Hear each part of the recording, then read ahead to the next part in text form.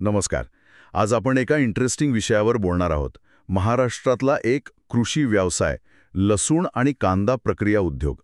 आपल्याकडे जी माहिती आहे त्यात याची पूर्ण कल्पना, गरज काय आहे, प्रक्रिया गुंतवणूक किती लागेल आणि नफा कसा मिळू शकेल या सगळ्यावर फोकस आहे.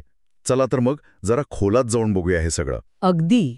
आणि यातली सगळ्यात महत्वाची गोष्ट काय आहे तर मूल्यवर्धन, व्हॅल्यू ॲडिशन ज्याला म्हणतात. म्हणजे फक्त कच्चा माल विकण्याऐवजी त्यावर थोडी प्रक्रिया करून चांगली उत्पादनं बनवणं. याचा फायदा मग थेट शेतकऱ्यांना आणि आपल्या स्थानिक अर्थव्यवस्थेला पण होतो. ते बघायला हवं. बरोबर. म्हणजे मूळ कल्पना अशी की लसूण किंवा कांद्यापासून सुकवलेले फ्लेक्स, पावडर किंवा अगदी पेस्ट बनवायची. पण याची गरज काय असं वाटतं? हे बघा, मुख्य कारण म्हणजे आपल्याकडे महाराष्ट्रात कांदा आणि लसणाचं उत्पादन खूप होतं. पण होतं काय की अनेकदा भाव एकदम पडतात, मग शेतकऱ्यांचं नुकसान होतं. आता हे प्रक्रिया केलेले पदार्थ ते वर्षभर टिकतात, त्यांना किंमतही चांगली मिळते आणि महत्त्वाचं म्हणजे हॉटेल्स आहेत, रेस्टॉरंट्स, फूड इंडस्ट्री, निर्यातदार यांच्याकडून मागणी खूप आहे. अच्छा, म्हणजे ही तर शेतकऱ्यांसाठी एक चांगली संधी झाली की. मग ही प्रक्रिया नक्की कशी असते? सुरुवात कुठून होते? सुरुवात होते ती अर्थातच चांगल्या प्रतीचा कच्चा माल निवडण्यापासून. शक्यतो स्थानिक शेतकऱ्यांकडून थेट खरेदी केली तर उत्तम. शेतकऱ्यालाही चांगला भाव मिळतो आणि आपल्याला पण खात्रीचा माल. मग तो स्वच्छ धुणे, सोलणे, त्यासाठी आता पिलिंग मशीन्स पण मिळतात. आणि मग येतो महत्वाचा टप्पा, सुकवणे. त्यासाठी ट्रेड लायरसारखी उपकरणं वापरतात. त्याने काय होतं, गरम हवेने माल सुकतो, पाणी निघून जातं आणि मग तो जास्त काळ टिकतो. आणि सुकवल्यानंतर मग पावडर किंवा पेस्ट ती कशी? हो, सुकवलेले फ्लेक्स हवे असतील तर ते तसंही पॅक करता येतात. पावडर करायची असेल तर हे सुकलेले तुकडे पल्वरायझर किंवा ग्राइंडरमध्ये बारीक करावे लागतात. पेस्टसाठी मग मिक्सिंग, ब्लेंडिंग वगैरे करावं लागतं. आणि शेवटी सगळ्यात महत्त्वाचं म्हणजे पॅकेजिंग. आता या सगळ्यासाठी लागणाऱ्या उपकरणांचा विचार केला तर साधारणपणे एक छोटं युनिट 3 लाख ते 10 लाखांपर्यंतच्या गुंतवणुकीत सुरू होऊ शकतं, असं माहिती सांगते. ठीक आहे. म्हणजे प्रक्रिया तर समजली, पण हे विकायचं कसं? ग्राहक कोण असतील? मार्केट कुठे आहे? मार्केट तसं बघायला गेलं तर बरंच मोठं आहे. म्हणजे अगदी आपल्या जवळच्या किराणा दुकानांपासून ते मोठी हॉटेल्स, कॅन्टीन्स, मसाले बनवणाऱ्या कंपन्या, हे सगळे ग्राहक होऊ शकतात. आणि आजकाल तर Amazon, फ्लिपकार्ट सारखे ऑनलाईन प्लॅटफॉर्म्स आहेतच, तिथेही विकता येतं. आंतरराष्ट्रीय निर्यातदारांमार्फत बाहेर देशातही पाठवू शकतो आपण. पण एवढी स्पर्धा असणारच, त्यात आपली ओळख कशी बनवायची? बरोबर. इथेच मग ब्रँडिंग आणि लायसन्स म्हणजे प्रमाणपत्र महत्वाची ठरतात. स्वतःचा एक ब्रँड उभा करावा लागतो.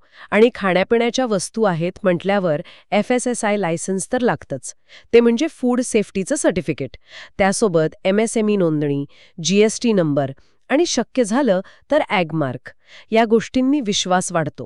आणि मगाशी तुम्ही म्हणालात शेतकऱ्यांशी थेट भागीदारी, त्याबद्दल काय आहे? त्याचा काय फायदा? हो, तो खूप महत्वाचा मुद्दा आहे. शेतकरी गट किंवा ज्यांना आपण FPOs म्हणतो, फार्मर प्रोड्युसर ऑर्गनायझेशन्स, त्यांच्यासोबत आपण टायअप करू शकतो. म्हणजे एक प्रकारचा करार.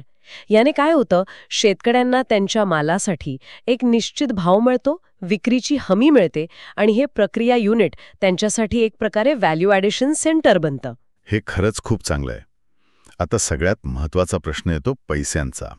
नफ्याचं गणित काय म्हणतं? साधारणपणे असं गणित आहे की 1 किलो कच्चा माल घेतला तर त्यातून 150 ते 200 ग्रॅम सुकलेली पावडर किंवा फ्लेक्स मिळतात.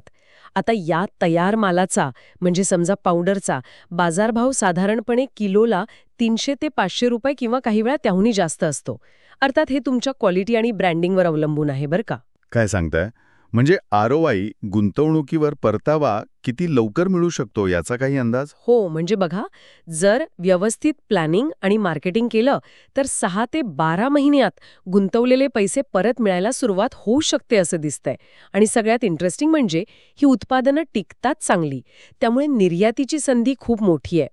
चांगल्या प्रतीचा ब्रँडेड माल परदेशात नक्कीच चांगला विकला जाऊ शकतो. सरकारी मदतीबद्दल काही आहे का?